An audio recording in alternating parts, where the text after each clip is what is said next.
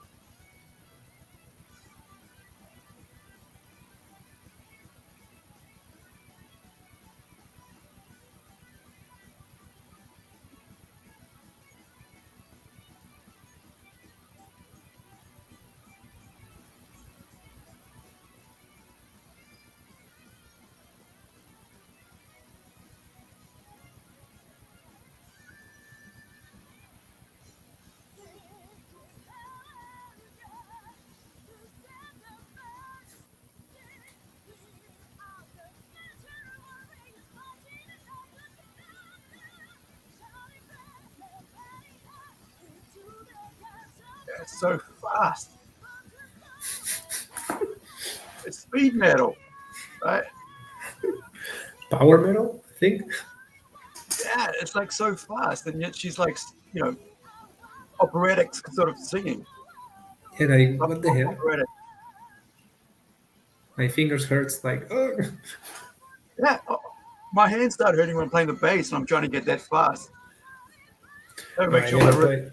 more muscle on Oh, my wrist, man. I want to try to play that fast.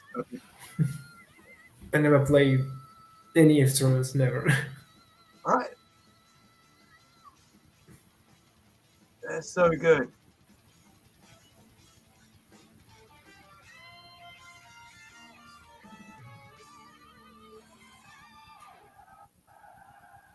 That's awesome.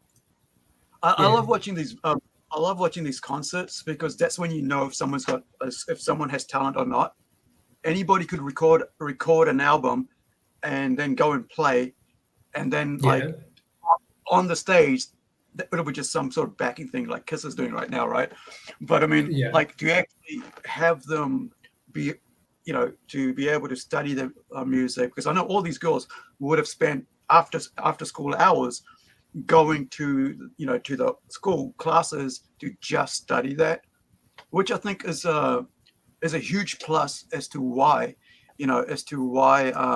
Japanese put out so many quality, and also kind of Korean as well, quality bands, like actual groups, oh, because they all yeah. grow up, you know. Yeah, I think they have like this average base for something like, okay, from this to the top, like step Hmm. one, step two, and three, like really structured, and that's why they have that straight mind, that walking towards. Yeah, oh, I mean, think like if you really think about it, it's like if somebody's got talent and somebody's got passion for it, and it happens in manga as well, right? Which we're going to be talking Yeah. about today, because, you know, that like if you're at school and you're into drawing, they'll go, okay, are you into this as well? Yeah, okay, let's form a club. And so you end up Oh yeah. forming a club with that person, and next thing you know, you are now creating and working hard at your first work. Some of the Absolutely. really cool stuff that you see is like there's one more like this is it the manga artist or something like that? The anime There's an anime actually or manga first, and then about actually being a manga creator. And they're really fun to watch. There's one about this guy who's like doing kind of itchy kind of things, kind of like not actually hentai, but a bit more Yes. mature. And he has to get her to go out and buy a whole lot of like lingerie so he can not, because that's what he draws, eroge. And so he's got she brings it home, like she, goes, what is this for? It's like, you know, well, I have to buy this lingerie so that the Reference. artist can draw it. And it's like the craziest thing, yet it's the funniest and most, it's like, it's kind of like looking at real things to be able to draw it, which I think in a way that AI artists can't understand, right? They can like go, oh, this, and then I'll put in some words in here, Whereas when you and I are talking about stuff, when we're drawing stuff, we're actually communicating what works, what doesn't work, what's going to, this page was for chapter 2. There's going to be a panel page, right? It's a page with panels on it. It's like page 12 or something like that. And we're going to talk about like dialogue, and then I'll look at it and go, this is a good page for just that we can use as a promotional page, And so without further ado, let's put you on solo, and I'll get you, Tomas, to introduce yourself, and we'll go into it. Oh, okay. I don't know where to start. Okay, well, my name is Tomas. I'm from Argentina. Right now I'm in Italy doing some paperwork about my citizenship, that's all. And with my girlfriend here, saying hi to everybody. And well, I'm the artist behind the Tortoise that you see. It's the first manga from Aru. It's a great honor for me. And like I have like a really mixed up background about art, because I started art in high school, but not too serious. Then I started doing some animation in animation school and some other comic like classes. And before coming here to Europe, I was going to a atelier, I think they call it like that, like a club, drawing club with a fine arts teacher, and that's all. It's a mixture of things. Like, not something really straight. So, is it like an art school or art course? Which I should lower myself. I'm feeling too high for it. Well, this is like the more that you started talking about manga and the clubs in Japan and everything. The first thing is like I wanted to be a manga artist. I really loved manga in high school. The curious thing was like in Argentina, there's this Japanese. All the immigrants from Japan from the World War II, they have like the Nikkei. I think it's called the Nikkei. It's not a society, but they call themselves the Nikkei. Like the people from Japan, they make like a big family of Japanese in Argentina, and they had half Japanese, half Argentinian high school, where you went there and you learn from both. Cultures, everything. You learn Japanese if you have the time and you were good at it. Like, you want to learn Japanese, you have to be really strict and everything. And also on the weekends, on Saturdays, they have a manga course, a class. Maybe it's a year, or you can enter at the class whenever you want it. And that's the first experience doing real manga, like not in the I want to be a manga artist. I'm like, okay, how do I start? Yeah. And that's so weird because it started from there and then just jump around here and there, and now I'm making a manga. Like, full circle. Like, it's. I mean, for me, it's like really cool to see, that other countries outside of, like, say, the West, right, and outside of, like, when you realize that, like, for the last 20 years, this thing has exploded. Like, before the last 20 years, I was watching stuff like Akira.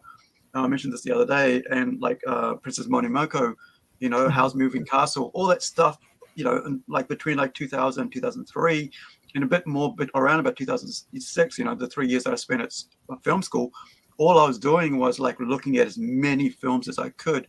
And I hadn't done a lot of watching a lot of animation, and I sort of like gravitated towards anime, right? Feature-length movies. And then after that, I was like, oh, I like this, I like that, and then got into that. And then when I first started doing comics, like about 2007, I was thinking, I would love to have do a comic and have it translated in another language. Yet then afterwards, I just forgot and didn't care about it. And then recently, we've been talking about this, translating the Robot Nation, because somebody was saying, because of a live stream and interview, hey, we'd love to see it in Spain. We'd love to see it in Mexico. If you had a comic and was translated in our language. Now, talking about that, how were you able to, at school? I mean, that's freaking amazing to be able to go to Argentinian school that also has Japanese culture, that also gives you time personally to be able to study what you like, like manga. I mean, what was that like, man? Because that for me, that feels really special, because like how many hours a week did you spend doing that? Well, to be honest, I was like a really frustrated kid at that time because I really like, oh, I'm so bad at drawing manga. I want to drop it out, but I was like Yeah. going Saturdays and then I think it was 2 hours, 3 hours course and doing some homeworks on the weekends because it was also my first experience like real drawing, like serious drawing, and I just tried to give it the best time. I don't know how much, but always the balance. Like okay, do this homework first, then drawing manga, then. Sadly, at that time, I think it was 2007. We didn't have like too much like well, this was Facebook, but there was not too many people on Facebook, so not too much information to take some things and learn. Like today, that you go to how to do watercolor in YouTube, and you have that. It was a bit like hard for me, but Mm. try to apply as I think an hour. If I have an hour a day, I would make an hour. Of course, Yeah. I have an hour a day, but I was a really lazy kid because video games and always and watching anime and manga also like I kind of feel like I mean, that's the thing about regrets, right? You kind of feel like when you get to this age or whatever age after all that time, you look back and go, I wish I'd spent more time doing this when I was younger. And you try to tell it, if you were telling that to yourself when you're younger, you wouldn't believe it anyway, right? no, You go, oh, I just want to play the game. Like, leave me alone. I want to watch this, right? Rather than draw. no. And What are then, you doing? but like, that's the thing about growing up. It's like you learn that, yeah, I regret that. Now I'm going to put more effort into it. And that's like me, right? I remember doing my first ever attempt at a comic book. I think I was 15, and I just got caught stealing, right? And I came back home, and I thought, and then I went to the police station, came back home, and some guy was talking to me about some religion, and I was like, it'd be cool to just maybe draw this out. And I was drawing this little bit, and that one page is gone. I've never went back to it after it was drawn. That was it. But I could have been drawing comics and learning how to do that for the last 35 years. I'm 50 now, right? And you kind of think like, man, I could be at the level of maybe Todd or whoever else, right, that we think of as one of the greats. But I didn't feel like that was for me. I mean, and I think for you as an artist, did you have that moment that, like you were saying, like did you kind of go, yeah, this isn't for me? And then when you went, this is for me, right? When was that transition into like, I'm gonna want to be an artist? I think it was after the first when I finished high school. I wanted to be a graphic designer because this manga teacher, Nicholas, from maybe he's watching this, like hello. So Nicholas, he was a graphic designer, and I was like, oh, maybe I can follow his path. Like, okay, not too bad. Maybe because in Argentina there's not the comic industry and the manga industry is not too big there, so everybody consumes from Japan or United States or Europe. I think right now at the moment there's more like indie comics, indie manga, but at that time not too much. So I started as a graphic designer. I made I think the introduction course that there's nothing to do with designs. Like you see maths, science, history. Like, oh, but I want to draw. I want to learn how to draw. Okay, I drop it out. Then I changed to video game designs. Nothing to do. Then I went to animation school, and then I was like, okay, this is the big leagues. Like too many good people, too many like talented artists there, and I was like, I think I want to really draw. Like there was always like a calling to doing something creative. Like I didn't saw myself in an office from 9 to 5 to typing, going home, going to work, going home. And I said in the past weeks I was thinking like, oh, how much that I have working in these things, and I was like, okay, there are some days that I don't like to work to draw, but what do you prefer, to work on something that you like or to not working and doing something that you don't like the rest of your life? Like, okay, I think I'm gonna draw. I think, I mean, like at this time, because of the way the world moving and technology and stuff, you can work from wherever, right? You can work from your room and your home, whereas like a little while back you couldn't do that. and and the cost of it was horrendous. Trying to find work and trying to send things across to people and stuff. But now, I mean, we're on Skype almost every day, back and forth, looking at, what is it like? And then I'll get a page and go, I need to change my writing, right? And then I'll go, okay, we'll change this. Okay, we need to change the panel. Okay, let me change the panel. And then back and forth, and it's like, imagine like having to make a phone call, to do that every time, and then having to receive something, and it's only by email, and it's not like by video chatting or by seeing the image right there, that instant.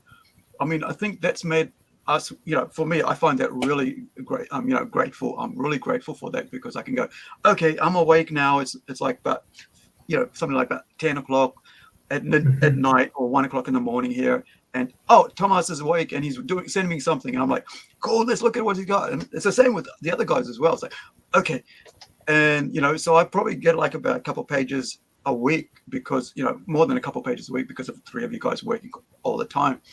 And and seeing the work always blows me away. There's nothing that I see that I go, I expected it to be like this. It's never like that. It's more like, okay, so what do I need to make it better, right? What do I change myself to make this better, make it stand out? And I think I love that part of this instant back and forth that we have, and that I have with Louise, and also with Joachim. It's like, okay, we got everything sorted, let's go. And seeing the work come in, it's just friggin' blows my mind, to be honest. And this is, I was so glad to be able to add this into the first page of the digital number one that we're just putting out. Right, just let me get that over here so you guys can see it. This is the entire, first issue that I've just kind of put through the first a digital, I guess, first edit of the digital comic that we're putting out. Now, not all of it, this is Tomas's work, because we had a previous artist who worked on it, and so we, he dropped out, and we've got to fix that. But I was waiting to get a couple pages in here at the start, because I looked at it and I went, I'm missing something punchy. And so when we got Tomas come to us and go, hey, with Rising Sun, I'm looking for some work. I was like, well, a manga artist, send him to me, let's go get this off the ground. So, it was pretty cool to see that, because I also, I did a cover of this, I paid a young girl here, 14 years old, here in New Zealand, to do a cover for this, like way back in about 2022, and she did this one for us, and I thought it was pretty cool. So we're going to add that. Her name's Annalisa Gabler. In about probably another couple of years, when she leaves school, she's probably about 16 now. Another 2 years, I hope that she'll be someone who can do covers for us or something else. Because there's always people always looking for art. And it's good to have somebody local growing up to do that. So I paid her money to do this. I thought it was pretty cool. So that happens to be part of issue one. But the other thing is, when we take this to because it's going to go to the web store first, right, for Rising Sun Comics as digital, while we carry on working with 2, 3, and 4. And each time we do a single issue, like complete each chapter issue, we'll put it to digital, and then we'll take the entire thing to Kickstarter. So that way you guys get a manga, a complete manga, which is what I love about this. You get a complete book, right?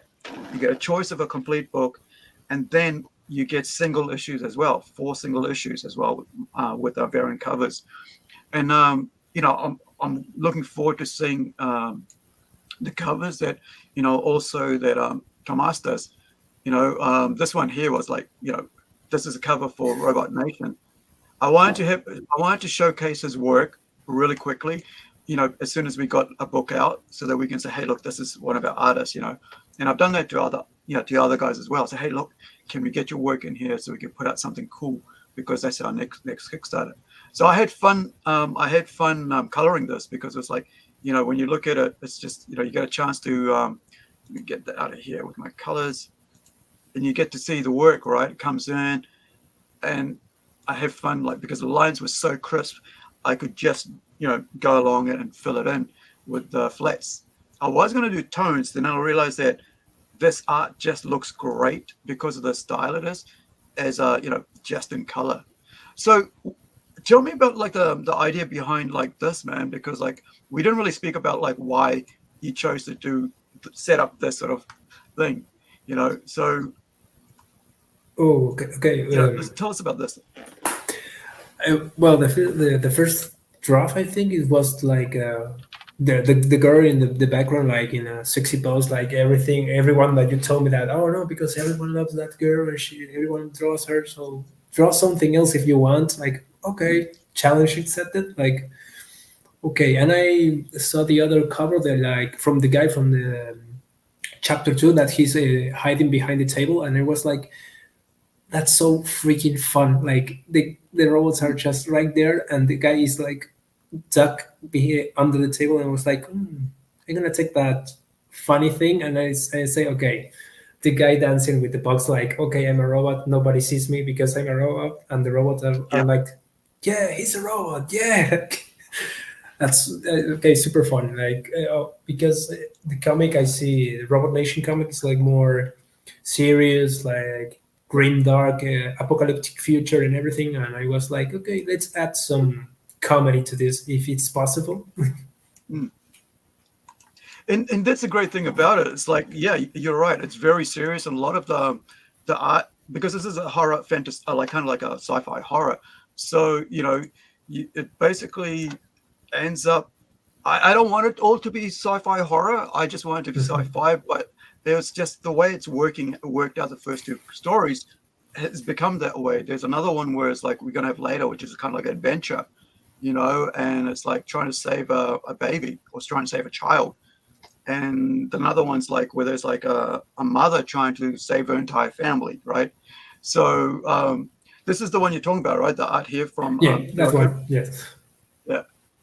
And this is like this is the one we're gonna give free to shop owners, like comic shop owners, where because the comic is a standalone, so you don't have to read any other episodes, you don't have to wait for any other issues, and just have that. So 36 pages, 28 pages of artwork, like the story. So it's two stories.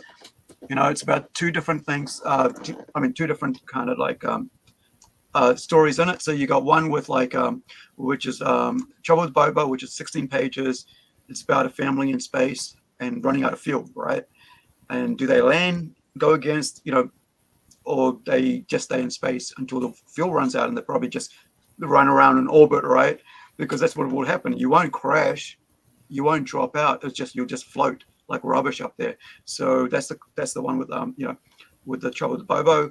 And then you've got Robot Nation, which is the title story, which is I'm kind of have like an ongoing, and I'm going to ask, I'm going to ask the artists to maybe introduce their own country's version of Robot Nation storyline to that, and offer it up to anybody else, and just kind of do like a 12-page or a 6-page kind of a backup story, future ones. And so that one's about a young couple, a young Kiwi couple. I should have had a capital on there. Young Kiwi couple, but yeah, a Kiwi is a bird, so you don't have to capitalize it, I guess. But then also a Kiwi is a person. Like if you're born in New Zealand, you're a Kiwi. That's how okay. Or a fruit, like. Yeah, or a fruit, right? Kiwi fruit. Yeah. So it's kind of weird to like do it as a capital or not. So this one's about young couple in the 30s, 20s, returning from camping on an isolated island here down the road from me, and and find themselves running from a powerful enemy, right? And you got to figure out who that enemy is. So we got really cool covers for the for the Kickstarter, which we think will be next month. I'm just waiting to have everybody receive the incredible #1 comic book in their mail, right, in their hands, and then I will start the Robot Nation. But the great thing about this is that we got some amazing art coming in, and we had 3 new covers came in, and I was like, what do I do with this? Which one gets what? Because, and plus, your cover, then you've got 2 covers. We got a secret cover that we haven't introduced, and so you got the normal cover here, which is you'll get with this digital copy, which you can basically get for $2.99 right now. But and then the other thing that's cool is that we're going to have like a Portuguese and a Spanish version translated, which, by the way, getting back to Tomas, is that Tomas is actually translated. Yeah. the Spanish version, right? Yeah, the Spanish version. Yeah. Yes, I got it right. Because, by the way, guys, if you don't know, Argentinians speak Spanish and Brazilians speak Portuguese. I learned that by doing this. So yeah. So we did a one single page as a for the Kickstarter to show people and also to announce that that's what we're doing.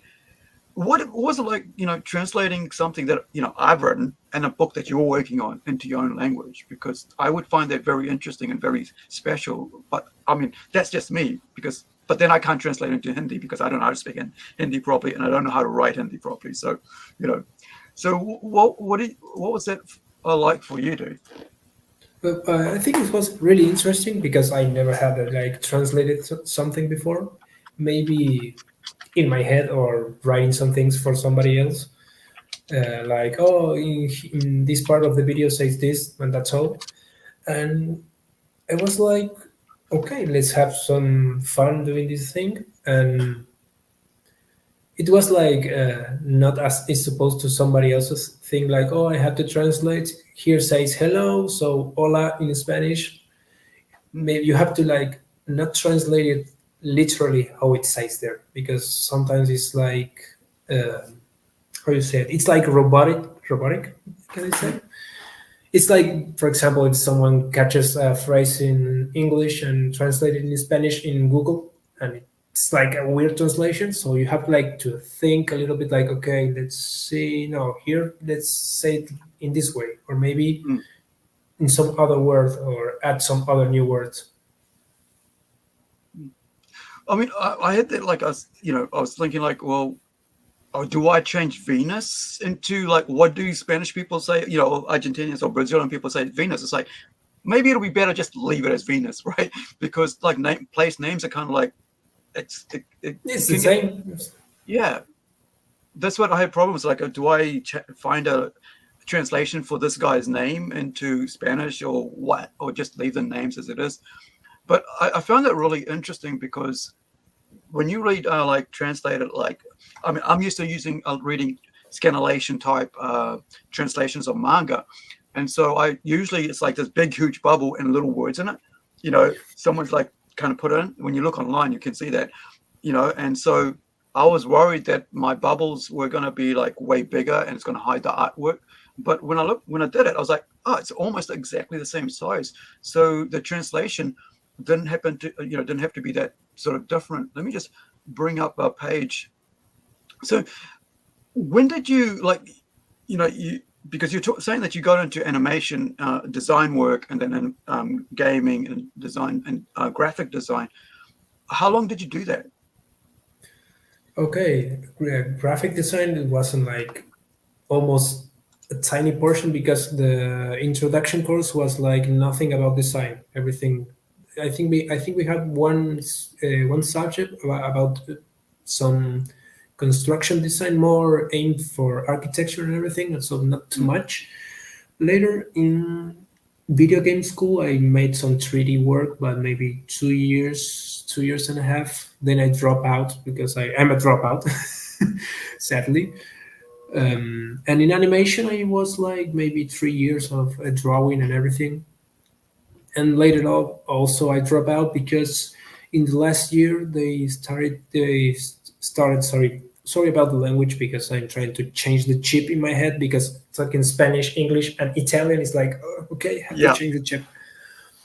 So in animation, I dropped in, I think, the last half on the third year, because they started to add some new subjects, like nothing to do with it. Like, okay, now you, for example, if you write, if you want to be a writer, you suddenly comes someone and says to you, no, now you have to know how to paint with oils, and you say like, but I want to be a writer.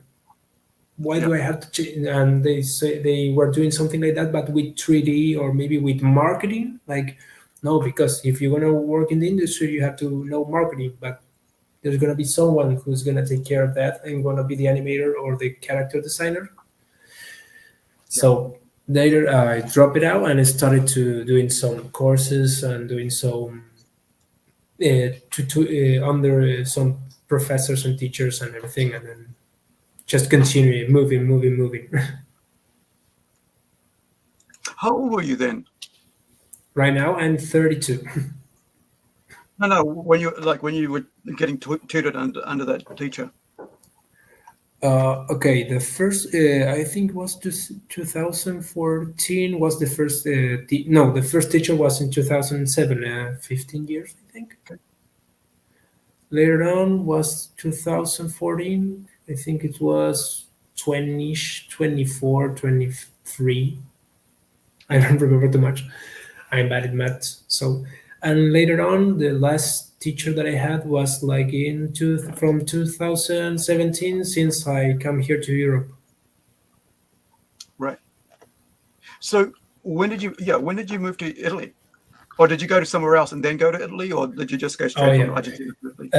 No. Last year I went to France.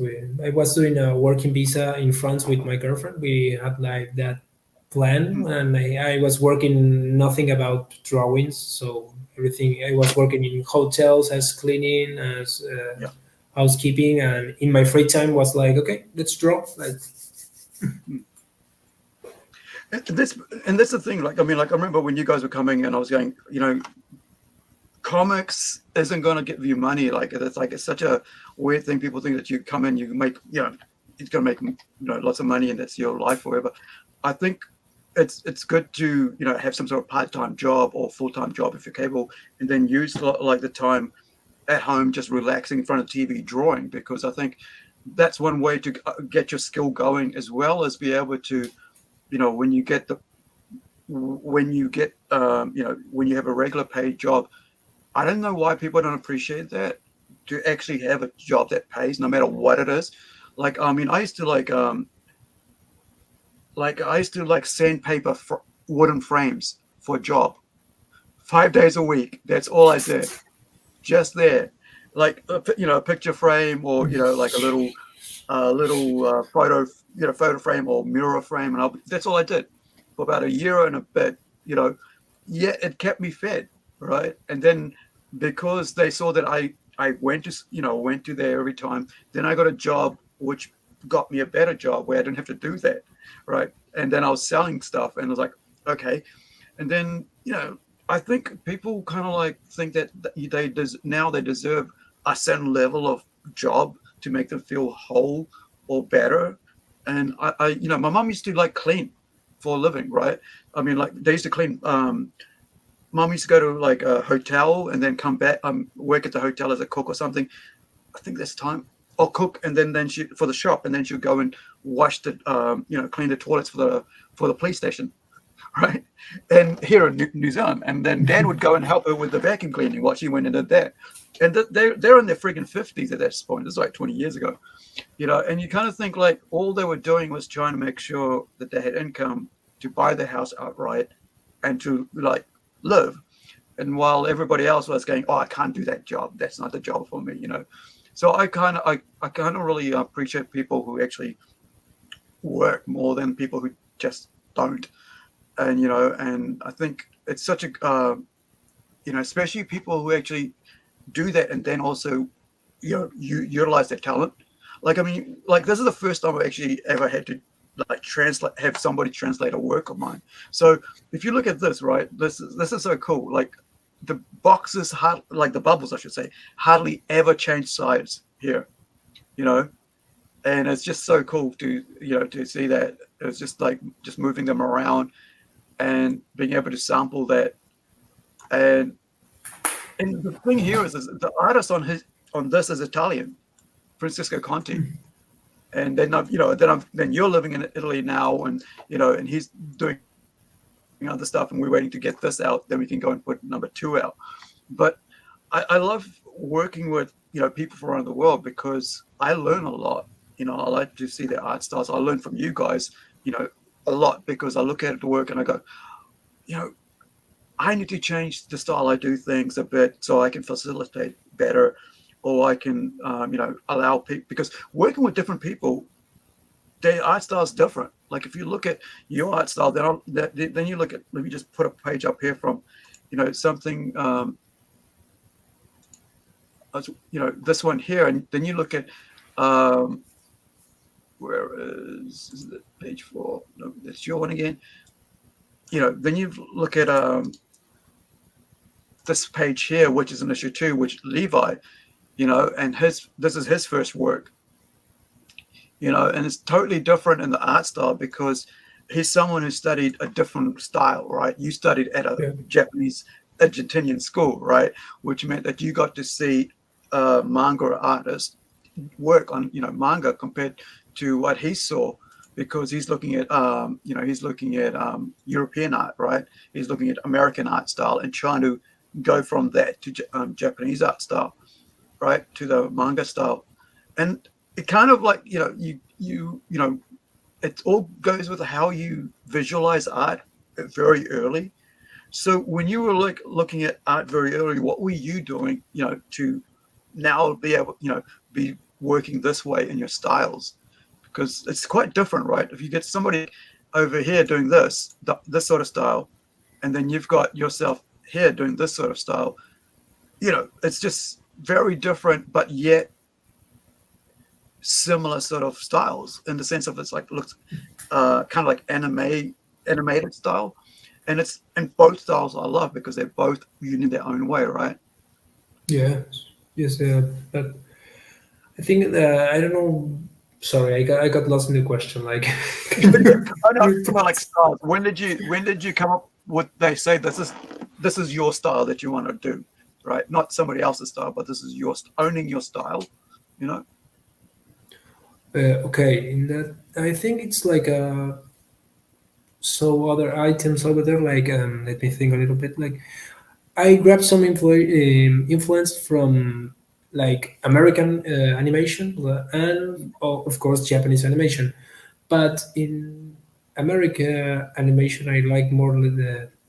I'm trying to change the chip from the language. Sorry. From the American animation, I try to see things that are like more towards Japanese animation, because I think for example, the last animated show from the Teenage Mutant Ninja Turtles, it was like more like towards anime than animation from United States. So it was like, okay, Right. I like that kind of mixture, and also what I love from cartoonish art, like maybe like Samurai Jack. You can make so much expression from a character that it's like maybe 2 or 3 lines. Like there's not too much detail, and you can like have. It's not like a real character, but more like stylized character, and with only that kind of kind of compression. I don't know if I make myself clear. Like you have like a whole world of expressions. I'm trying to find the right words. So, Yeah. but I think cartoons are more expressive than real life. That's it. Yeah. Yeah, I think because it's just like lines on a page that like you fill up and you kind of like tones and stuff. I find like if the story's written really well, you can deliver more emotion through the comic or through the anime or animation than you can through like live acting, because you know that person and you know that's a real person that is acting. But when it's a line, like these characters, and they do something emotional, that delivers more like a more emotion. It feels more real sometimes. Yeah, and like they exaggerate the poses or the expression, and it's like more intense, more power.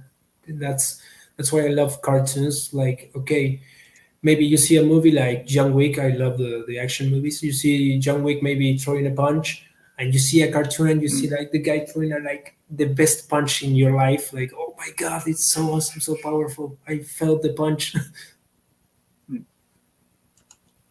Yeah, I that's something that I'm really chasing after now, which is like, how do I get tell stories that are that have this really emotional sort of feel to them, and because I think a lot of times we get hung up on like trying to perfect the art so much that we forget how the story's got to be perfected as well. And so I'm always kind of like editing until I'm ready to send it to someone to review it and see if my text is wrong, if it doesn't read well, maybe I should change that. Like even this morning, like this is a script I wrote 2 years ago, and I looked at it and went like, oh, that doesn't read well, and I should change that, or that grammar is wrong there. So I'm like reading it aloud. Do you get that when you're like doing a piece of work, character, and you're going, oh, that character isn't what I envisioned and I want to change it? Do you get that when you're doing these? The main character is the main character, right? But I'm talking about side characters and stuff you can do like that. Oh yeah, sometimes like in my head it's so perfect. Like, okay, I see this character, I'm gonna draw it. I'm like, no, like why did I do that? That doesn't look like how I put in my mind. Like, what happened? And I have to like, I think it's like the steps of the character. Like you draw it 1, then 2, then 3 and 4, and it starts to develop by itself. Like you see, oh, this character looks like this, and you see like the details here and there, maybe the forms, the design, and you say like, okay, that's the language of the character. Yeah. So I felt I added this one as an extra in the page because I like to do 28 pages, and I realized I only had about 27, so I ended up adding this in there, but I took out a panel, a panel and more of the text, so people can didn't get too much. But I love this, right, because this is one of the panels we did that was based on the Levi's work. But I also had what's his name? I had James do a. Let me just find it here. I had James do a 2-page, a wraparound cover for this issue, and for issue 2, and I was like really amazed with the work that everybody's kind of like put for this series, because I think the great thing is that everybody comes in now and looks at the work and goes, okay, how do I make it better? And I'm just amazed by the amount of the effort everybody's put in. Like, so I'm going to show you a page from, find the cover that this is it here.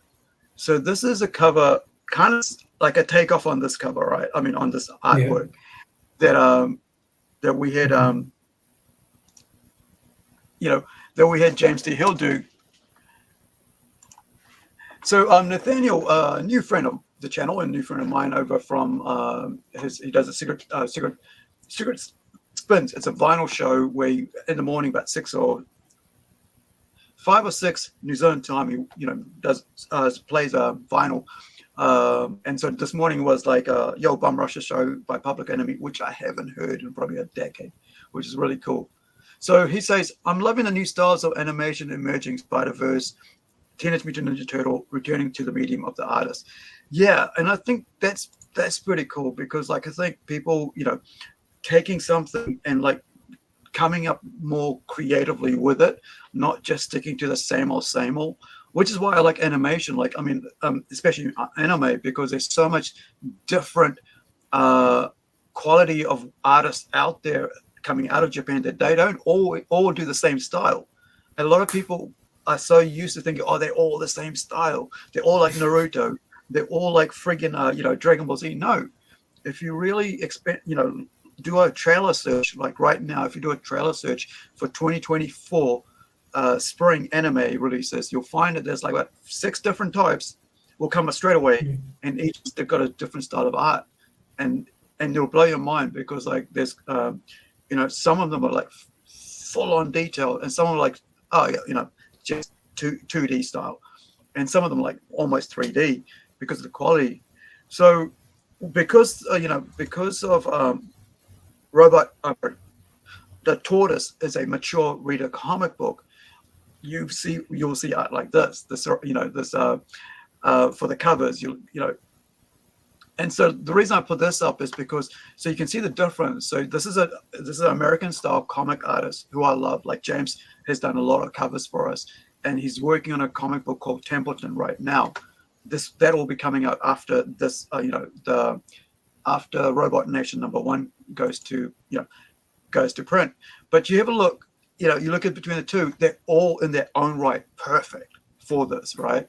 Because we're doing a manga comic, and then we're putting out as a variant cover, right? We're putting out a American style art for it, and so you get that. And so, we've also got, I went and put one of his pages in the front as just to show his, because we're going to put one of his covers. We've got another one of his covers on this comic that he's done, which is the girls on the boat in their bikinis. So what I did was I did a black and white version of that, rather than Oh, so cool. Sort of taking a different sort of look at this, and turning it around to black and white. So the only way, so you can see because I like to have the page 3 as a kind of information page about what to expect. But to turn it from just normal pencil work, I went and did where is it? Here we are. Tones, right? So I just went reverse gradient. And that's what it looks like normally. Mm-hmm. So I just went on black and white. But so you can see the girl's on the way to, Wabo. And so his style. And so I like working with so many different artists because of this, because you get to see so much awesome stuff and so much talent, and being able to show it on one cover. On a one comic book, because you get other covers done by the artist or somebody else, and then you get the inside work done by somebody else, and then you get to showcase other people's work, like we did with your work with Robot Nation. This amazing friggin' cover, man. I love this cover so much. Where are you? Where did you hide away? There it is. I can't wait. I can't wait to see this in print and hold it in my hand, and be able to go, this is, look, this is, just to see that, having fun with it. But we also did a mystery cover version of this, which is very Kiwi. And so, hey, Pops. So this is Pops Vincent. Mm-hmm. I hope I spelled that right. I said that right. So he runs Madness Comic Network. So how you doing? You should follow Pop. You should follow Nathaniel, and also Pop Pumping Vinyl. The guys play some good music over there. So yeah, and it's So Nate is cool. Not a part of the VC. Not sure what VC is. Plays good records are for people who enjoy them. Vinyl collector, maybe, I don't know. That's what I can think. Probably got that right too. But yeah, I mean, I love seeing what people do with the work. I like the writing I put out, because I never know. The only way I know if what the artwork will look like will suit it is when I see their art first. So I was looking at your work, right? You sent through some work, and I was like, yes, this will work. Let's see. Let's hope he works with us, right? So you came to Italy in what, 2017, 2018? No, Italy was in December last year. I went. We went to France, lived all 2023 to 2024, and then we came to Italy to make the citizenship, all the paperwork and everything. Right. So 2004. Sorry, I just missed that. Sorry, I got missed that with Pumping Vinyl thing. That was so 2004 you went to France or Europe? Sorry. No, 2023 we went to France. Last year, All right. we went all the year from in France. We finished working there. The visa was over, so after that you have the 90 days as tourists in Europe. So we went to Italy, and we are here right now in Italy, making the paperwork and everything. That's cool, man. How are you finding it? Going from Argentina to France and being there for about a year or so, and then moving over to Italy. What's the the culture type, right? You get a culture shock. What's that been like? Yeah, well, first of all, I never speak French before, so in France, it's everybody says in France they only speak French, Mm. It's true and it's false. It's people that they say we only speak French here because it's French, or some other people say, oh no, we speak in English. It's okay, don't worry. Mm. The culture is really different. It has his difference and it's the same thing. Yeah. But the thing of the conversation, maybe the schedules they have, the how do you call it, the I don't remember the name in English. You know, the scales, like the boss, the mid boss, the employee, like the, Oh, schedules, yeah, timetable. they are like really different, and sometimes like it also all depends on the kind of people that you cross, like in everywhere else. Like Yeah. in Italy, it's like almost the same in Argentina because Argentina has a lot of immigrants from Europe from World War II. So Yeah. there's a lot of Spanish people and Italian people, French people in Argentina. So that's like maybe kind of mixture. Mm. So, has it been hard looking for work there, like right now? Because they had a change of government, didn't they? Like Italy. At the moment, we are in Calabria. Calabria, it's like at the south of Mm. Italy. At the moment, it's a bit hard because it's not summer, so there are not too many places open. So we Okay. are like setting some things, but some people say sometimes they say, "Oh yeah, come to work with us," but it's like maybe you have to work 7 hours, like sorry, 7 days with no rest day. You Yeah. have to work from 7 to 3 p.m. Then you work from 5 to 9 p.m. Yeah. and you work like for 7 days, all that kind of hours, Mm. maybe for 3 months straight, one with just a low paycheck, and you're like, you're exploiting me. Like, no, this is not good. Yeah. But it's like in everywhere. I think in every part of the world is like this. You have good jobs and bad jobs. Like, Yeah. Is that like, were you think like, is that looking for work at orchards or like, farms and stuff like that? Is that sort of thing? I think no, it's. I think not because maybe there's not too much farms. I think they have like the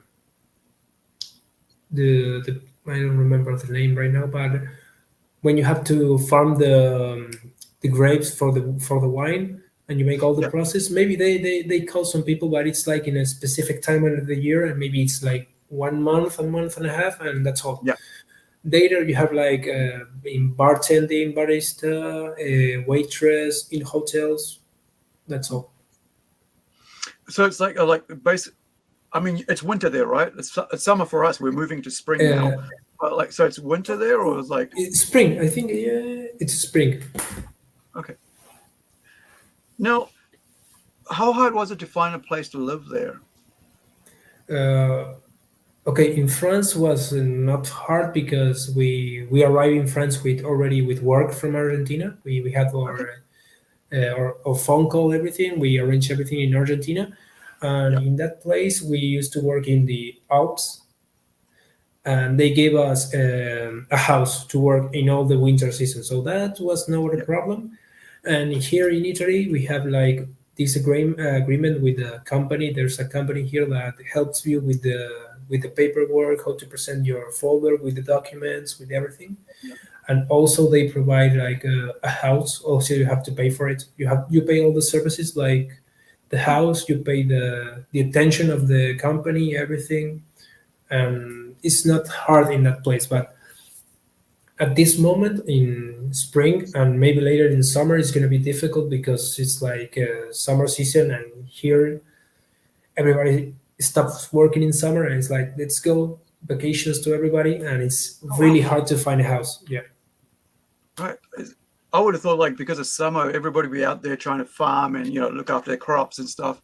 Especially if you're living in the farming rural areas, and also if it's a summer area, you'd be probably like if it's in a suburbs or townships, they'll get more tourists coming in. Like to flood the friggin' go see all the touristy areas. But I mean, yeah, it's weird that they would leave. No, yeah. For example, here is San Lucido. It's near, I think, 3 hours from Sorrento. It's like another like really tourist city. Here is like Mm. a small town, and sometimes in some specific days, there's like a lot of people here. There is we have the beach. I think 5 minutes of walk here, and it's like Yeah. really good. So I think there's not more people coming every day. Yeah, like with the beach there, do you like eat a lot of seafood? Because that's what I love about like, seeing places like that, being living on the coast. It's like it's so easy to get seafood and stuff. You know, oh, like do you get to like see the, just walk down to the beach and see people fishing and stuff like that, or fishermen coming in? Because I remember watching what was the last Denzel Washington movie? Like gosh, what was that called? And he's at some sort of French or Italian, sort of place, and he's talking to all the people at the beach. Is it like that? With the Oh, boaties and stuff? the Equalizer 3. You Yes, that one. that Yeah. yeah. Kind of. Here, like, there are not too much people fishing. I saw a few. There's like a small port a few miles from here Okay. with tiny boats, and there are like many 2 or 3 people sometimes, like fishing far away, like there's nowhere else. That's all. Yeah. Yeah, I always like watch because I trained as a chef, so I'm always looking at like stuff like that and really paying attention to what food's being cooked and stuff. So I find like watching because a lot of thing about like especially like Argentina as well, right? Because that's one of the reasons I want to go to I would want to go to South America is Machu Picchu, and then because of all the potatoes and the foods, right? All the different vegetables, all that stuff, and it's just like. It's really cool because food kind of like unites people in a way that a lot of language doesn't, because I think that like if you get to share a meal with somebody, you actually, it kind of opens up a lot of like cultural barriers, you just put a plate down and oh, okay, let's get into it. Has it been like that with you? Like, are you living around with some people who are not from Argentina or who are locals with you where in this place that you're at? At the moment, we are all Argentinian people here in Italy. We are like the small group, but in France, yeah, we have to share from people from Chile, also people from France, Right. and even in knowing like the French people and the food culture, it was like, okay, this is like weird. They have like this sandwich that's called. You have like a sandwich with 2 variables. It's called croque madame and croque monsieur. It's like a sandwich with butter, with cream, and everything, like really, really greasy sandwich like this. And one has an egg on top, and the other one has no egg. And we were like, okay, this is like a sandwich. Yes, like cool. I bought it. Yeah. So it's like you say. Like I think you can talk with food in the table. Like okay, this you learn from someone else with the food, like the culture. Even I see some videos, like I saw a guy in I think in Instagram, and he was in here in Italy, for example. If you break the noodles, it's like everybody's gonna Yeah. kill you. And Yeah. I say like, and some people say, oh, why do you get so angry? Because it's just a noodle, it's a food. I want to eat it the way I like it. Like, yeah, I know that, but that's the part of the culture. Of, for Yeah. example, if you eat, it's not the same eating noodles in spaghetti in Italy than spaghetti in France and spaghetti in China. It's not the same.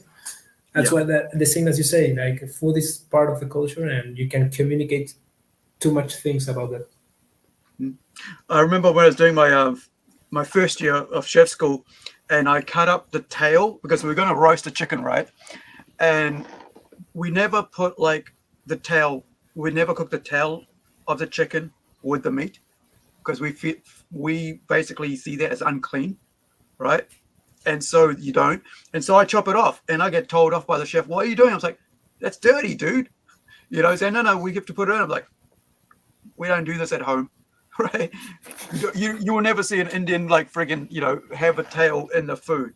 And so even now, like if I buy something, I'm always cutting it off and chucking out the window to the cats, because like that's just it's kind of like the tail land. You don't want that cooking with the rest of the meat. But I guess when you're roasting a whole chicken, you're roasting a whole chicken.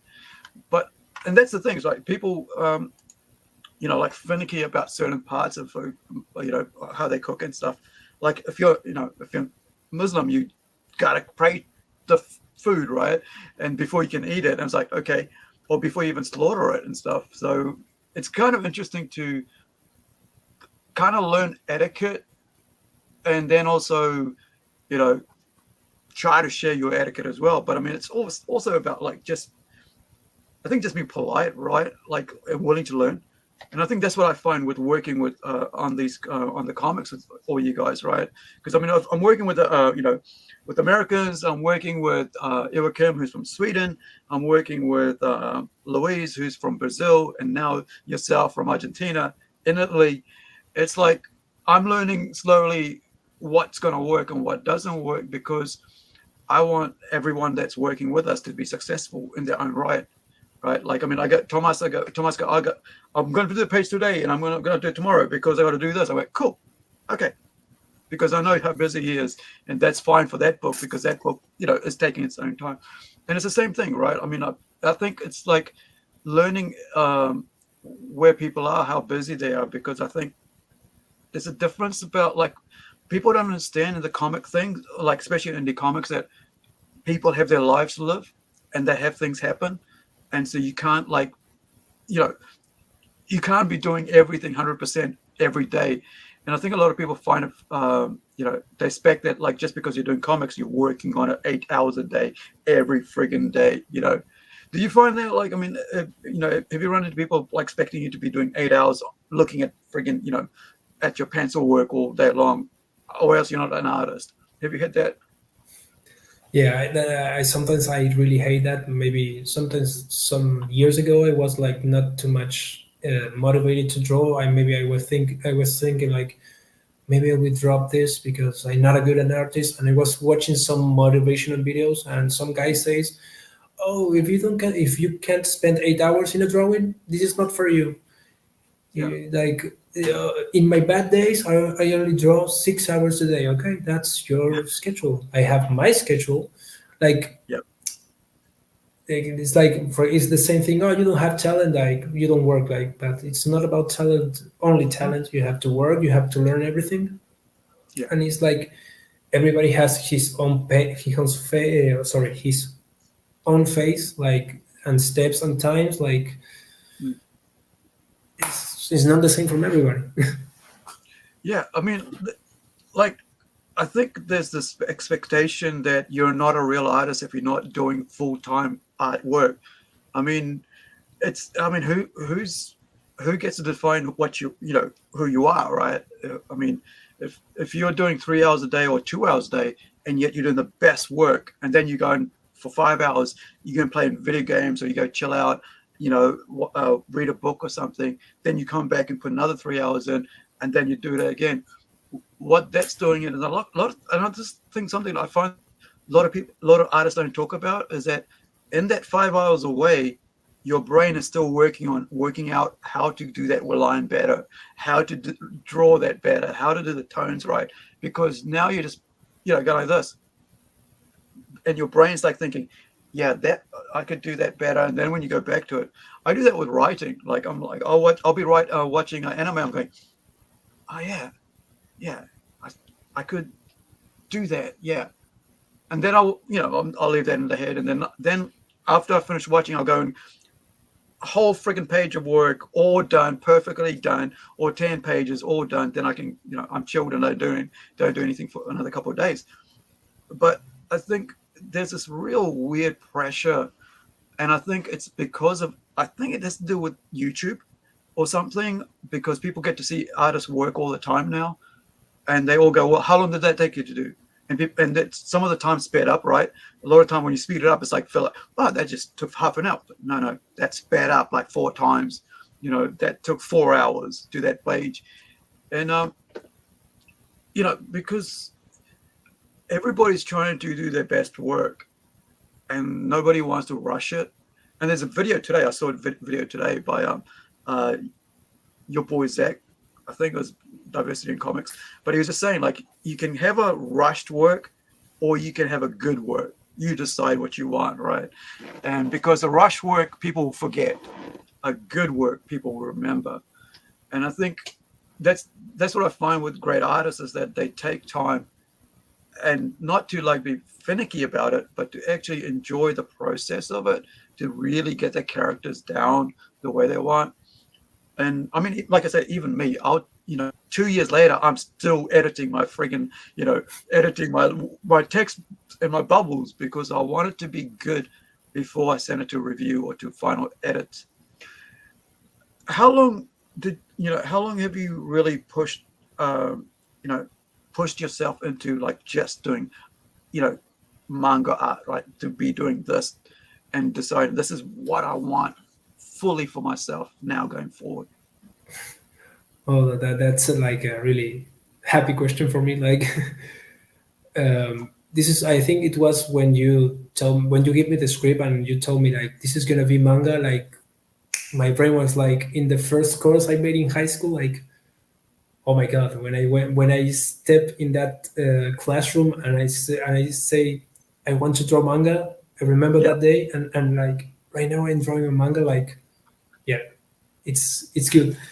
It's like the first flame that ignited all the journey. Like, okay, I think Mm. it's here, and I love it. Like, okay, and right now I'm watching like a lot of manga and anime. Even my girlfriend, that she's not into anime, Mm. she told me like, oh, maybe we should watch Chainsaw Man, and I was like my eyes like, you wanna watch it? Yes, go. And it's like full circle, and it was like, yeah, I have to go this way. Yeah. Like, I'm I really wanted to show really some like carry on. Sorry, no, my bad. okay, no, Carry sorry. on. Like, I'm really happy with this opportunity. Like, it was like crying in like, oh my god, this is like the best thing in the world. Like, oh my god, finally, I'm drawing this, I'm making this. Oh my god, I'm so happy. I mean, when you look, when I look at these characters, I love them already, right? Like the design of the kid, the girl and the boy, and it's like it's just so funny and so fun, and they're like really happy, you know. And just seeing the work come through, just like, okay, we're going to design this characters, and it's just seeing them. It's just, I got to find a way to put, we have them in there somewhere. But like, wait, sorry, I'm moving the wrong one. So wrong image. Let me lock that. So yeah, here we go. So, I still have one, so getting notes on these designs and stuff and looking at them, just loving them work and saying, yeah, this is going to work really well, because I think that's something that, when you're working, with someone new, it's like, how do you, the only way you can see if it's going to work is if you see the first work, right? And see the character designs and stuff, and like you really got it straight away. And I mean, this is based off one of things work. I mean, my suggestions and then Levi's work. But like when you do this shaman, it's just like he looks perfect, right? It's just like the design on him, it looks perfect. The older people, they look awesome, and you get to see this, like, it's like, like you said, animation, right? But like, it's just such a cool design work that you've done, and I just love they have a life of their own outside of me writing them down. They have a life of their own, and I love that. Why I like, like working with the artists from all different aspects, because you guys bring your own styles to this, and you make this all work in your own way, and give these things life, in your own way. You've got like Kristen here, and then you got Amber and stuff. How does this all work? And you got the Wavo male, you got female, and it's like, these people now have flesh and blood on paper. They have a life of their own, and I get to watch them, in the story that I just wrote 2 years ago, or I think might have been even earlier, based on a dream, right? So this is something that I think a lot of people might not know. I actually put in the back of the book a bit more about this, that these characters are actually based on a dream I had, right? They're not like, they're not like something I made up on a piece of paper. I actually dreamt them. And so the girl Amber, I dreamt her as a child on a beach collecting turtles with her parents, and I was like, this is pretty cool. And I dreamt the entire friggin' scene, like until she's like 20, right? Or something. And like, you know, I mean, imagine being, you know, being 48 years old and you're dreaming a story inside, you know how you dream, right? You're like inside somebody else's body. And I'm like inside the 6-year-old, and I'm like girl on a beach, and she's talking to her dad, and there's mom there, and you know, and she's looking at that turtle, and she wants one. I'm like, this is interesting, and I'm just going along with it. Next thing I'm like, I should wake up now, and I should write it down, and I do, right? So I write 12 pages about her and a turtle, and I'll leave it, and then I think maybe a year later I get Levi, you know, looking for work with Rising Sun, and I go, you know, and then it just becomes this friggin' 90-page thing, and it's like, becomes, you know, it just keeps expanding because I start falling in love with the character. I'm going, you know, I should introduce more characters and make it look, you know, bring in Kirsten, explain why Kirsten's in here, you know, because like suddenly she appears. It's like, what the hell is she in here for? And now we're telling a, you know, a 4-page, 4-issue, 4-chapter comic book, which is, I think it's about 28 pages times 4, whatever that is, you know, which is like 80, 16. Is that 118 pages or something? I don't know. Right? I'm not good at math. Yeah. So, I mean, from a 12-page dream, right? It's gone into this huge thing. And it is a fantasy horror, right? So you got to understand, it's a fantasy horror, mature readers. So, you know, I love your designs, man. 112 pages. It'll probably end up being like 130 pages or 144 pages or whatever it is, 140 pages, because we'll add in all the artwork, or like prelims, all the covers and stuff when we do the collected manga, which is going to be about this big, actual, you know, DVD size, because mangas are basically DVD size and not the size of a normal comic book, which is, where are you? Which is this size, right? So it's a very, very small size. Oh, thought I took that off. There we go. So basically, that's the difference of the size. And so you're going to have like probably 138 pages, something like that, in this size. And then in this size, you'll have like, you know, 4 chapters and about 36 pages each, with really good, you know, really cool covers and stuff, which is what I like about being able to do Kickstarter, stuff like that, because you get to do a whole variety of covers. And I'm sure you're going to want to do a cover, because I'd love to have a cover for each one. Because that's the thing we do with our, you know, with all our books, is that we offer a cover to the inside artist as a regular cover, and then everybody else gets to, you know, chooses to do a variant. But at least if you're buying, and plus it's going to be in Portuguese, it's going to be in English, and it's going to be in Spanish as well. So, you know, and hopefully someday it'll be in kanji, which is Japanese. Sure, yeah, it will be. Yeah, but I'm actually sure. Yeah, we just got to find someone to translate it and re-release it as that. But it'll be cool, and probably do it as a graphic novel, so it'll be interesting. And but yeah, 112 pages, man. From a 12-page, that's 100 extra friggin' pages. Jeez, you know. But I mean, you know, the thing is that you don't look at that many. All you do is like look at the page in front of you. You go, okay, next page. What happens next? What happens next? And that's like you, right? Like, what page am I doing today? You know, what's the next page? What's the next page? Because I think it's just, yeah, I think, like, if you see it as like, oh, shit, it's 100 pages. It's like, it doesn't, you know, you get bogged down. But if you, like, how do you eat an elephant, right? One bite at a time. And I think that's the way, if, you know, that's why I love working with artists, because I see a page come in one day or every couple of days at a time, and I go, this is cool. And then next thing, I go and put the bubbles in and then send it back. Is this right? Am I forgot it right? And then go back. I had to do that with Ewa Kim today. I said, because we're going to put his a promotion in the back of the book for his work, which is Fantastical Romy, right?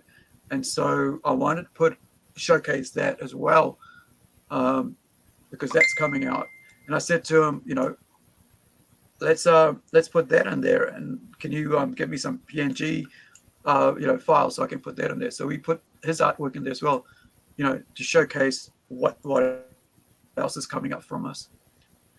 And so we've got Zealandia Fantastical Romy coming up next, which he's working on right now. I think it's about 20 pages done from the 30 pages or so it is. And that's a fantasy comic book, and it's about isekai, right? Well, isekai, right? Yeah. Anime, where it's like a parallel universe. So Zealandia is basically a parallel world. Akashara is a parallel world. The country of Zealandia, which is based on New Zealand, is 1/10 of New Zealand, is the place where people kind of like, it's like a Bermuda Triangle for that world. You go in, you never come out. And so with that world, you can, if you can enter it from our world, and we don't know at the moment whether they can come back to our world. So you can die to go in, you can be placed in antique court, like a baby court, and disappear as a baby, or you can walk into a cave and disappear and never come back out, and you're in that world. So it's kind of an interesting, concept that, because I love parallel world concepts, and I love isekai, which is basically the parallel thing, and so we got Fantastical Romy. That's one of the characters from that world. And also because it's fantasy, you've got dragons and you got dragonoid humans, you got beast man, half human, half beast, you got wizards, you got magic, you got mana, you got people with horns, So you got cool. you got rabbit people, so he's the one that did that artwork before that we saw from and you can see the difference, right? So if you see that and then you go and see his work on this one here with Robot Nation, totally different. Yeah. You go from like sci-fi to fantasy, and just like you, right? You go from manga to sci-fi with with robots and stuff, and I just love that, right? Being able to have being able to switch and be able to deliver specifically to the style that that you're wanting to work in. And so so I think we've got a really good team right now working on 3 different books right now, as well as another book which is being worked on as well, which is like a sci-fi horror book. No, it's not sci-fi, sorry. That's actually a full horror book, which is done by this artist here, which is James DeHill. Amazing artist, and just full on crazy stuff. Now, just going to check something, and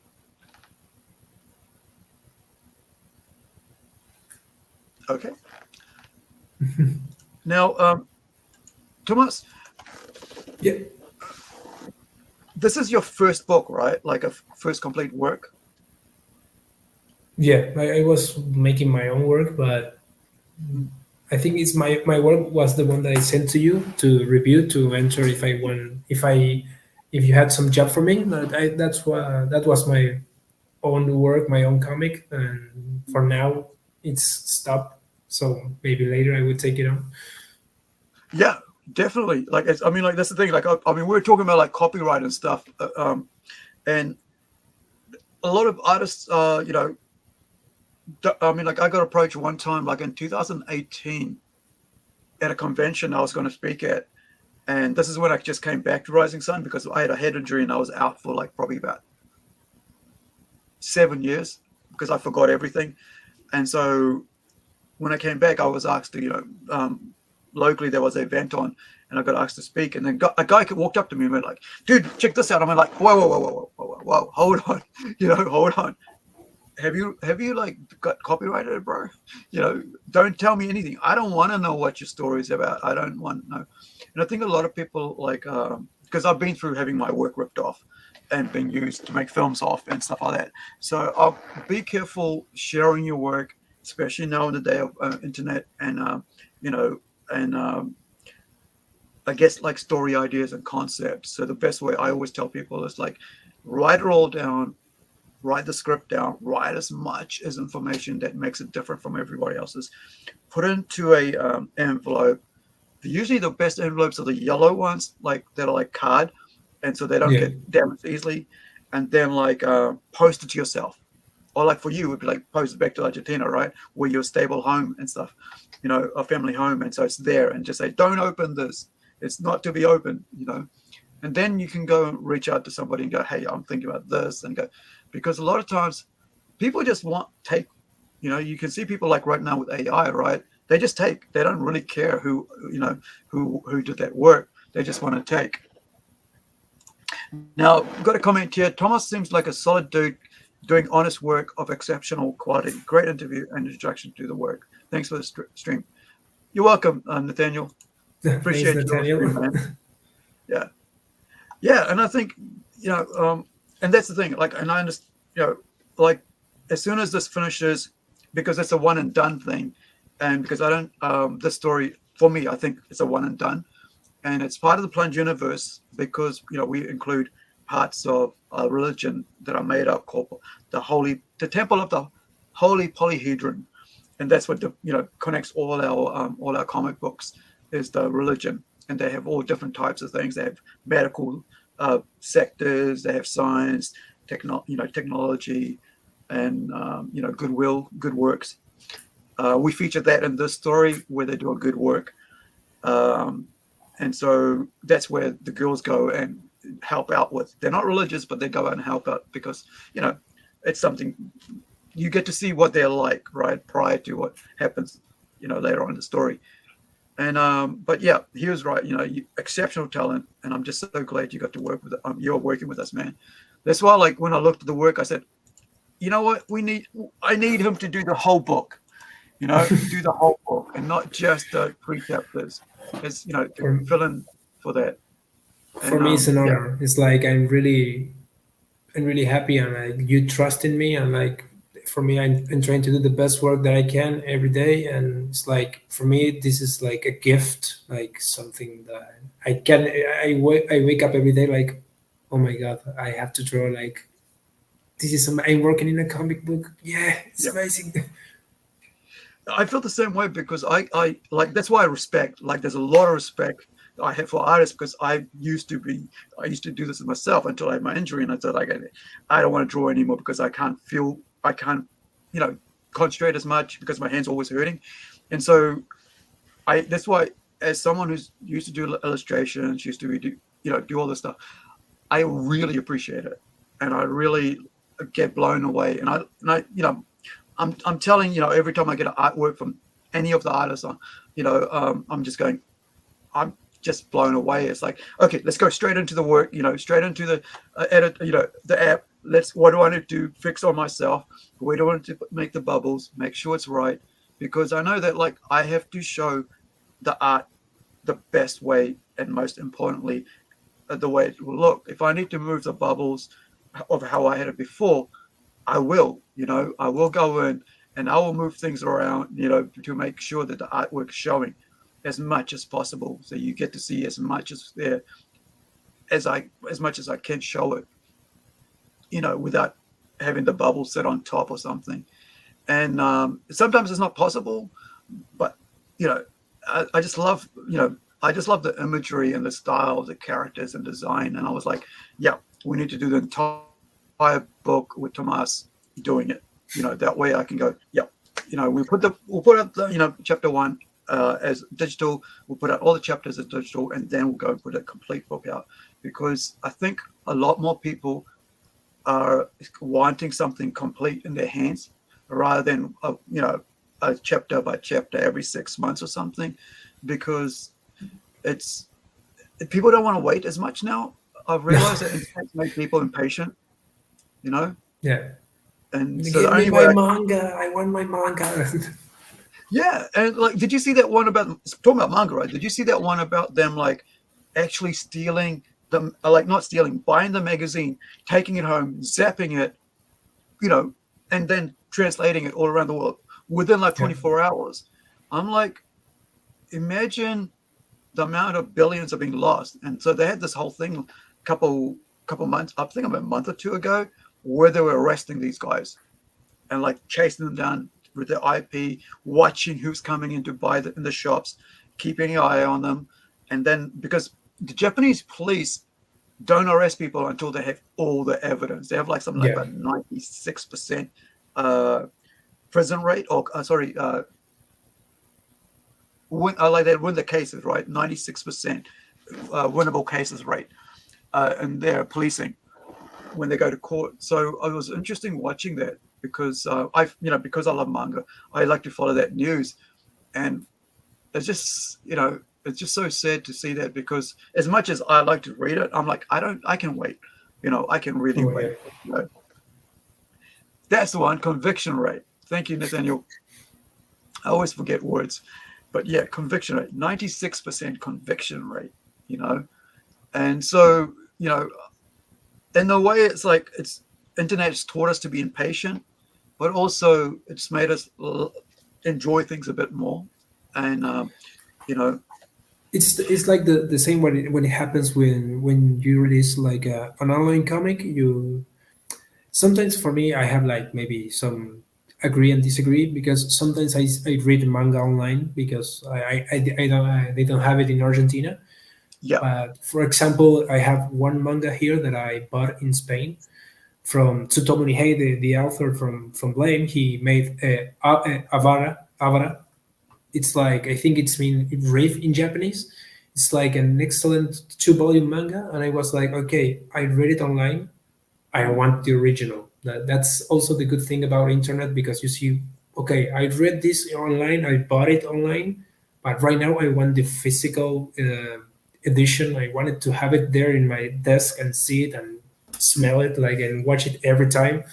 That's, I think, also the good part. Like when you see something like really good quality, I think, sorry to say this, maybe if you see it free, you say this is so good that I have to buy the real one. Like there's no other solution. Yeah, I had that with this one. I'll show you. And like, I mean, I do myself read manga online, but where is it? And I still haven't read it though. I bought it last year. I still haven't read it. But like, I remember like in 2022, a friend of ours here had done like prints. She does screen printing, and so she did like a page from this, and then I bought like a A3 size on like what we call cartridge paper, like a heavy 300 GSM paper or 250. And so I bought that, and then like I didn't realize what it was from. I just loved the anime, the manga art. And then I was looking online, and then I saw the artwork, and it was from this. And I went, I just saw this, and I read about 5 pages online, and that's all I did, 5 pages, and I was like, I need to buy it. That's how and that's what I mean. Like some of the work in here is just freaking amazing, right? You just got to buy it. And hold on, hold on. I gotta take my manga. Yeah. So this cost me $20 New Zealand. So I want all the rest before I can read it, because I don't want to stop at one and then go, I gotta wait for one. New Zealand. Yeah, $20 New Zealand. Usually it's around about, I think it's US, it's around about $11 or something. No, $9.99 US, $7.99 UK. So euro is like about $8 euro. Oh. It's okay. Tatsuki. So yeah. You see me? Yeah, I think it's really like, it's one of the, like I even have like the little Poochie like this. I actually have a toy of this. Even before I got the manga, I bought this little toy, soft toy, because I liked it so much. But yeah, I think some stuff, and also when the anime came out, I was like, yeah, I'm not even going to watch the anime until I've read this, because it's just so good. And that's the thing about, as a writer, I want to do is something that like really surprises people, that really draws people in. And that's why like the art is most important to me, because I want to make sure that the art has its own reflection on the story. And some artwork you go, oh, why did they do that stuff? But when you look at it and you look at something like this, you go, wow, man, like it's the only way it could be told was an anime. I mean, you could do it like Bernie Wrightson. If Bernie Wrightson did this, you'll be going, wow. That's why I think Tatsuki Fujimoto, right? Like this series is one of the best around, because, it'll be my first box set. I'll complete this as a box set. And it's about $200 New Zealand, so I got to wait for a bit. But if I buy each one, it's like about $20, so it's about $240 New Zealand. But if you buy the box set, it's around about 160 or something, so you save a few pages. Yeah, I can hear you, but apologies. Oh, sorry, because sorry, it's because I don't know, is the connection just I think it was like cut a little bit. I don't know if it was my connection or your connection, so I was like, can you hear me? Yeah, I can hear you, but I can't see you. So are you on screen? So maybe pop out and pop back in. Oh, there we go. Cool. I'm there. You see me? Yeah, I can see you now. Oh, okay, cool. I don't know what happened. So no, because I went to take the manga that I told you, this one. Yeah. And it's like. Oh yeah. Like wait. Is that the one we were talking about before? Because like. Yes. Biomega, right? This is Avara. This one. You see it? Is it Biomanga?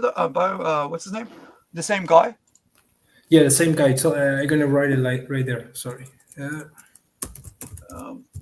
I think I've got it saved here somewhere. Let me bring it up. Because, one. yeah, man. That's why I get annoyed when people say all manga looks the same, but they don't. Because there's some really amazing. Where are we? Biomanga.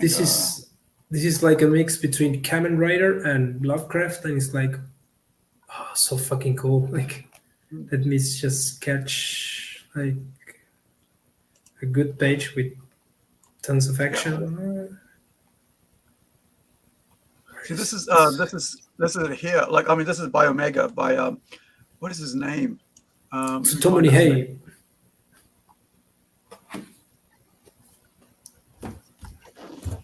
What is your name? There. Yes. Oh yeah. So Tsutomu Nihei. But that, like, it's like it's nothing. Nothing. It's just such a graphic friggin' design of work. And that's what I think. Like when people go, "Oh, manga's all the same," they really don't understand what's actually out there, and they've never really looked. Just look at. Let me just hold on. Let me pop you on full. See, like, look at this. Like, it's so freaking cool. All right, you're a bit thing there, but I'll show. I'll bring up some pages here. All right, so you're a bit pixelated, so I'll bring up these other pages from the other book. Biomega, man. I'm looking around to buy it because it's so good. So this is, I think it's page 6 or something. So, right? Does that look like your whatever you think of like manga, right? It doesn't, because it's just so, and Biomega is about off-world, wasn't it? Like another world, like a planets, right? It's it's like really weird because he tends to mix the things. Like I think Biomega, I don't know if I'm right, it's like 1,000 years in the timeline from Blame, like 1,000 years in the past, I think. Because even if you read Blame, you start to connect some dots. Like, okay, look at this, look at that. Even the manga that I show, it has some weird connection with the Knights of Sidonia. And it's like, okay, like it's really cool. Like Biomega was like, yeah. I mean, like, here's this page here talking, looking at all the characters and stuff. You can just see the style of changing, so you can go, that's a normal, that's a normal anime, manga. And then you go, it looks a bit more realistic, and then you come across to the right here, to the left, right, and then you see this full-on like really detailed work, so much more. And then you got the bear who's like ultra realistic, and then Yeah. and that's what I love about like the work that's coming out. Some of these different artists, sure, they all start in a similar sort of anime style, but like manga style, right? Which we call manga, right? Like kind of like cartoony style, but really, they all have their own styles, and I think a lot of times people just kind of like are so used to seeing this, Naruto, Dragon Ball Z, One Piece, and that's all they think is anime, or manga. But like, there's so much amazing stuff out there. Who's that horror manga artist? Junji Ito. Yeah, Junji Ito. Right. If you look at Junji Ito's work, man, so good, and like especially for horror. I think I was buying a T-shirt of his a little while back, and I didn't end up buying it because it was better. I didn't have the money at that time. But Junji's got some amazing. He's just known for art. I mean, for horror because of the art style. So Uzumaki, Gaio, and there's so many other. Let me just see if I can find. Hellstar Remina also. It's like a really good manga. So here's one of his. It's actually color. So you got piece. This is Junji, right? Very semi-realistic compared to like your average manga styles. It's just so much is out there, and I think a lot of people are not aware of it. Because they just get put off by the word manga. But I think, there's so many good stuff, and I don't mean like, they're a competition to us. No, they tell good stories. Where if you like reading good stories, read good stories. There's the same with us. Like if you like good stories, I'm going to try my best to tell you good stories, because otherwise, why would you want to read something if it's not good stories? Why would you waste your money on something that isn't good, and that people aren't putting their whole, all their effort into making that. And that's why, like I said, like I read 3 pages. I was like, I need to buy the whole thing before I continue reading. Otherwise, I'll get pissed off because I got to wait another couple of weeks before I get the next one. Right. So I'd rather have it all in one sitting and then read it all at once and then go, yeah, I love this. So, yeah, I agree. Totally agree. I think that's the cool thing about like being able to have so much access to so much good creators out there, like especially like when you look at indie comics as well. So I was looking at some thing. Where is it?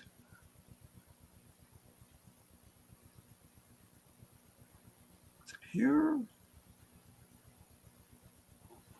I always forget where I have them, but like, so on I'll go through a Kickstarter. So one of the cool, just finished. I haven't got to reading it yet, but I bought was this comic here, which I bought it as a PDF because if I start buying every single one that I want in physical form, I'm going to be broke within a couple of months. But like this one just finished, and I got the actual digital release, and it was so good. The work on this is so good. Look at that. It's I haven't even amazing. got to read it yet. And it shows that they put a lot of effort in this. And this is the kind of stuff I want to. If I want to back somebody in Kickstarter, I have to like their work. Otherwise, I'm just what they call a poser, right? It's like you're only getting it because it's that person or something. But I think the work here is so good, and I think that's why I'm so keen on making sure that what we put out is good as well, because it's so because these guys put just as much effort into it, and it doesn't matter what they do. Like, I mean, whatever you're doing, right? It's you, and you put in your own effort into it, and whatever level. And I think it's you don't have to be like them. You don't have to do their art style. You just do your art style, right?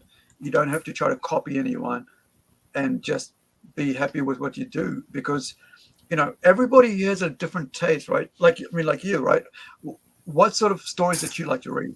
You know? I like any kind of stories, but I like, for example, in art style, I like really cartoony style and really detailed style. Like it depends on the mood, but I appreciate both in their own way. So Yeah. like, when I see like more, for example, Berserk, I see great storytelling, great artwork, like really cool. Maybe I see, for example, One Piece, great storytelling, and also really good cartoony style, not too traditional manga, but it's like I think everything has their own way, their own appeal. Yeah. That's the thing about, like, I mean, like when you look at some of this work that's been done, by like really great artists and stuff, and I think a lot of times people get like put off by like, oh, I can never get like this, or my work will never look like this, and so they get disappointed by not being able to do the same sort of work. And I think that's a bad way to be, because you have your style. Everybody's got their style, and that's what makes them unique, right? Because if you're like everybody else, you basically, nobody's going to really like you being a copy person or doing somebody else's. Because I remember like a while back, like in the 90s, everybody was copying Jim Lee, right? Oh yeah, And then everybody was doing Jim Lee, and everybody's trying to do like Michael Turner. And then it was like, yeah, we don't want to see you look like Michael Turner. I just want to see your work, And I think that's what's really cool about being able to do, being with indie artists and doing indie comics, is that everybody has their own unique, amazing style. That's what I was talking about. When did you arrive at your style to say this is what I wanted? And are you happy seeing your work the way it is when it's being done, or or do you stress over it now, or are you just happy to see it where it is? well, when I'm working and I'm drawing the pages, I'm trying to have a balance in between. Like this, I have to finish the page, and I can't be like 2 months in one page. So I have to make the balance of, okay, I'm gonna have this kind of work, as good as I can. There are some things that I can't change because maybe deadlines, or I don't have the enough knowledge to change those things. So I try to find the balance. Sometimes I get really frustrated. Like I have to, some things I want to improve in these things, or maybe the other, but I'm gonna just take note and improve from the next page. And so I'm taking note each time that I find something that I'm not happy with. I put like a note, like, okay, I want to improve this in the next page. Take mind this thing, okay, yeah. And I think I use the process to learn and improve every time. Yeah. Yeah, it's the same with me. Like, I mean, if I'm writing, like if I'm doing a page and there's too many bubbles on the page, I'll go, well, how do I move it over to the next page, right? Because sometimes like the art is so good that I'm like, yeah, I don't want to cover that with my too many bubbles, so I'll edit. That's why I'm not so rigid on the work, because I'm like, I rather have the art show more than my words show more sometimes, because I think as long as I can, edit it so it's like more pointed, I don't mind like moving it elsewhere. And that all comes with like, really working in synergy with the work, and because getting a page and you imagine something and then you see it and then you go, yeah, I think I need to change. That's how I see it. Like really, I don't, or can I make it easier for the artist, or can I change something to make it easier for myself? And I think, because everybody's got to be happy about this, right? Whatever we're doing, because we're creating art, and if you're creating it as a team, both have to be happy, because that's your final piece is going out into the world. And even like today, I was like, I had a what was it last night? No, early this morning. So I had a page come across from Louise, and I went, I think we should change the hair on that guy, right? Like, because we can't have them all having black hair. It'll look, the way it's looking down, the sun's behind them, but we need some sunlight to show that they're not from the same kind of family or something. And yeah, it just took one little tweak and the whole panel looked different because the hair was just like, taken off, and it was all and I think it's sort of and the other thing is the guys don't appear again.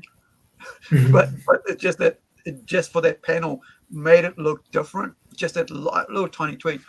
And I think that's the kind of like the great thing about technology, right? You can do that right there and then, communicate that instant, and then whenever whenever the response comes back, it's, oh yeah, okay, let's go, and you see that, and it's like, right, carry on, next page, it's done.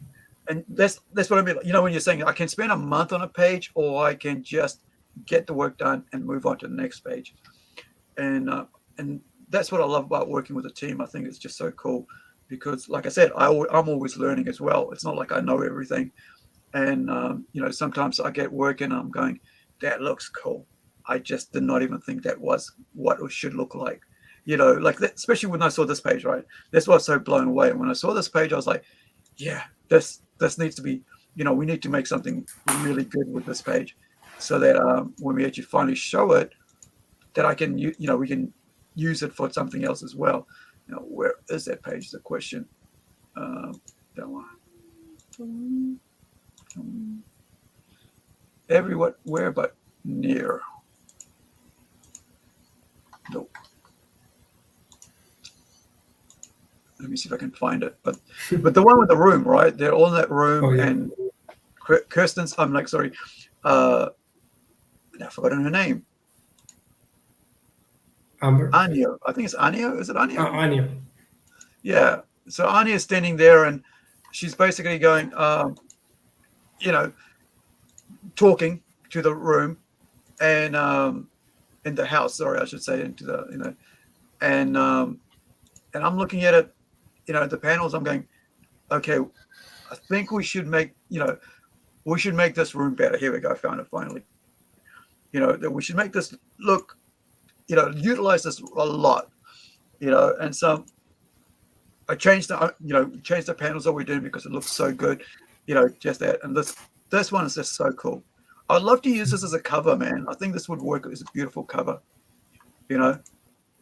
because it's just cool. Just where everybody's sitting there, It's almost like reminds me of, any sort of older sort of like primitive sitting style, and it just looks so good.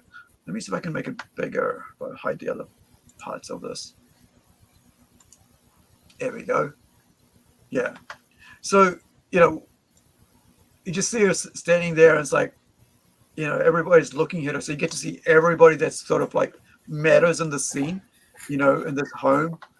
And it's just the way everybody's sitting. And it's like, when I was imagining in my head, I was like, yeah, they're going to be like this. And then it's like, yeah, that's not going to kind of work.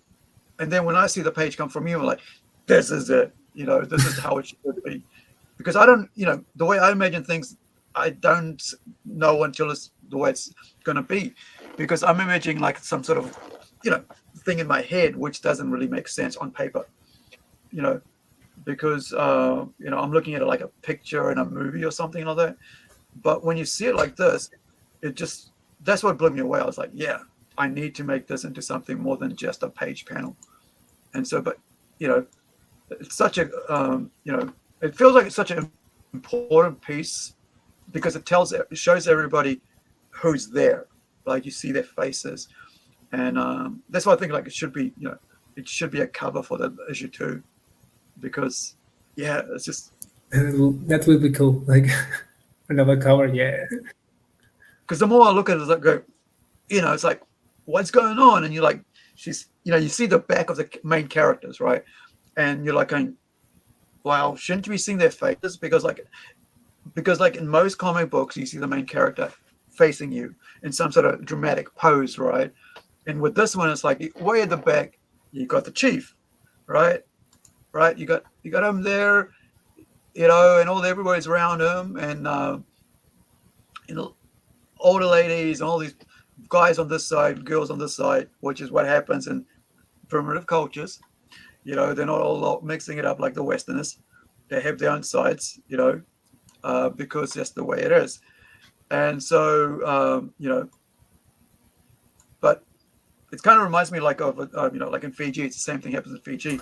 The ladies will sit on that side, the men will sit on that side. And then later on, when it comes to drinking, the ladies will all go into the house, the men will sit around in the circle and drink, and have their food brought to them and all that. It's very, like, so I was trying to like kind of go like that with this, because of like thinking like this kind of this tribe would be, it's kind of a real place, but then in our story it's totally fictional with kind of realism, in their culture and stuff, and adding some more stuff in. But like, yeah, I really love this piece, man. So in finishing, I'm going to give you that. I'm going to give you the solo, and what we do here is like the word at the end of, like, whenever I have a guest on, we do the words of wisdom, and you get like 3 to 5 minutes to kind of like talk about what whatever you want to talk about as somebody who's watching this, who's never done, who's thinking about doing art, who's thinking about doing maybe manga, or hasn't really is wondering if they should or shouldn't, something that you've learned that you want to pass on at this stage in your life, right? So Okay. I'll give you a couple of minutes to think about it, and then I'll I'll put you on. So, I think I'm gonna improvise because I have like a lot of things to say. So All right. I want it to be like the more natural that I can be. So if someone wants to start to doing comics, like just start step by step, like and aim for something in particular. That I want to be a manga artist. Okay, aim for being a manga artist, and there's never going to be like the perfect time or the perfect style or the perfect knowledge. It's just something that you continue doing every day and every day, like polishing and metal, or maybe doing some blacksmith, for example, and always try to make the best at that at the day that you have it. Like, for example, maybe today you can make one page, maybe tomorrow you can make one panel, but it's okay. The important thing is to keep going in the time. Don't lose the warmth that they say. Keep going, keep growing. Also, don't compare to others. Like, oh, this guy or this girl is better than me. No, they are in their own way. You have your own way. You have your own time and space to do things. Like, and try to make a really good relationship with art, because sometimes, like, I think the good result that you can have with art is building a healthy relationship with the art, trying to take time to learn from it, trying to take time to learn from yourself, trying to learn what things maybe are harder, what things are maybe easy, and have fun all the time. If some days you don't want to draw, okay, I don't want to draw, but think about how to build a better relationship with yourself and with your art, and that is going to take you really far.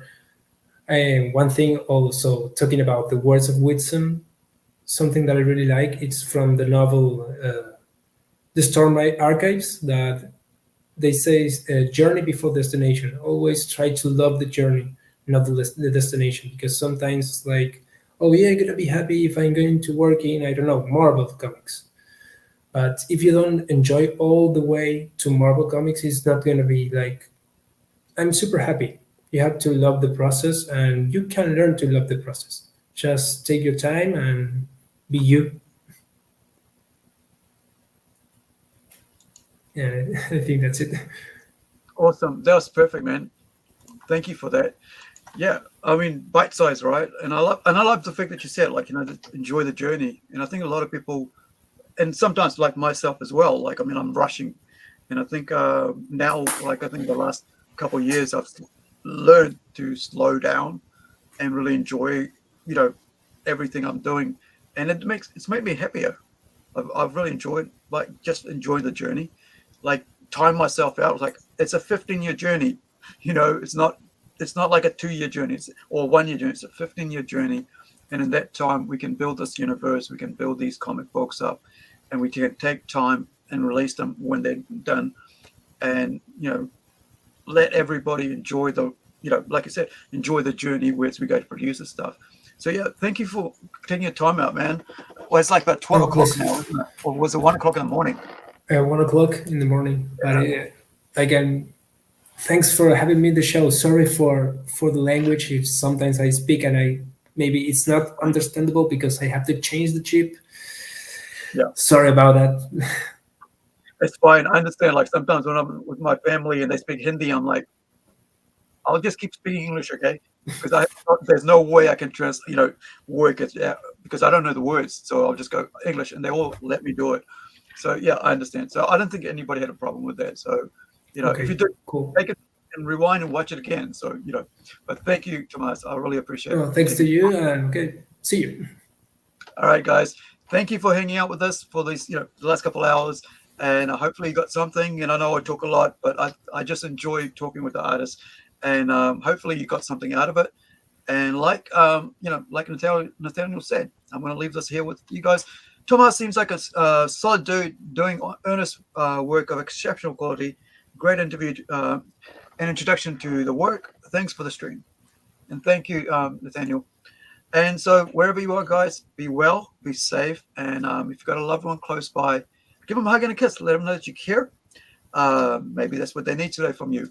If they're not close by, text message, do what I do, put fun stuff out on, memes or whatever, or art on YouTube, on Facebook and stuff.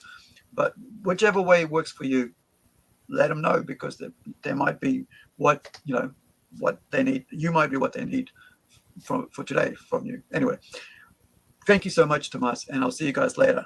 Thanks to you, and it's an honor for me. Please. Oh, good, bud.